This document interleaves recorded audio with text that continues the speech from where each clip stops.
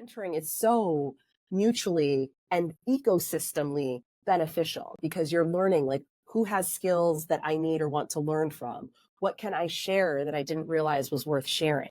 And so it's again like that enriching of our own ecosystem. And I think that's why the tree analogy came is I may be the tree, but I got to support the birds, right? There's people out there doing their little bird thing, and I want to make sure that they feel good doing their bird thing. And all I have to do is be a tree, right? I don't have to figure out how to fly. That's not my job, right? That's not what I was put on this planet to do.